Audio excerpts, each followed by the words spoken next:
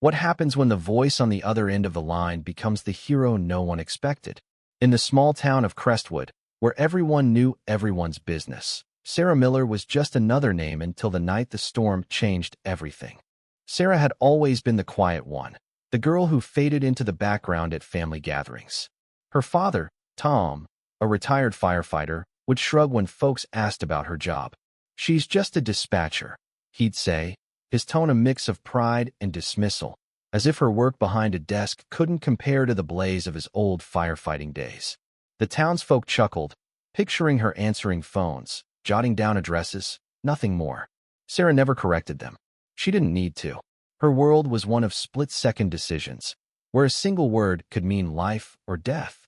Every night, Sarah sat in the county's emergency call center, her headset a lifeline to chaos. Her voice was steady, guiding panicked callers through heart attacks, car wrecks, and house fires. She dispatched ambulances, police, and fire trucks with precision, her calm cutting through their fear. But Crestwood didn't see that. To them, she was just the voice, not the action. That was fine by her until the night the dam broke. It was a Thursday, and the sky had been angry for days. The river swelled, threatening Crestwood's lowlands. The call center buzzed with reports of flooded roads and stranded families.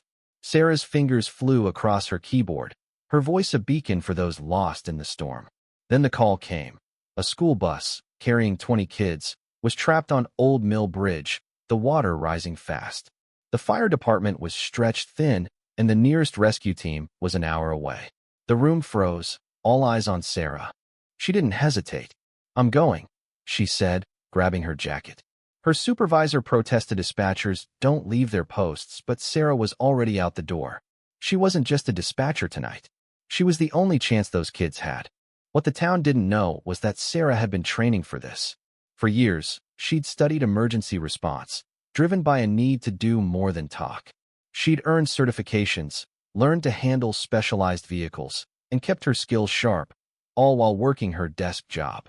In the county garage sat her secret, a state-of-the-art rapid response vehicle equipped for disasters, which she'd pushed the department to acquire.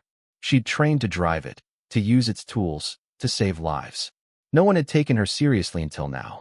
The storm roared as Sarah sped toward Old Mill Bridge. Rain lashed the windshield, but her focus was ironclad.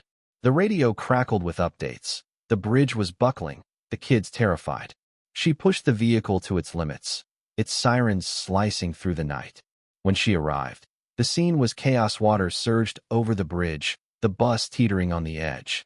The driver waved frantically, the children's cries piercing the wind. Sarah worked fast. She secured the vehicle's winch to the bus, stabilizing it against the current.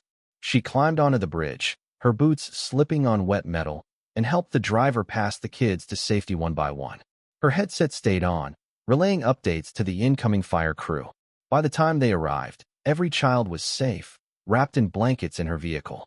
The bridge collapsed moments later. Word spread like wildfire. By morning, Crestwood was abuzz. Sarah Miller did that, they whispered, stunned. Her father, Tom, stood at the diner, his coffee forgotten, as folks recounted how his daughter had driven up in a beast of a machine, lights flashing, and saved 20 lives. The laughter was gone, replaced by awe. Tom's chest swelled, his eyes misty.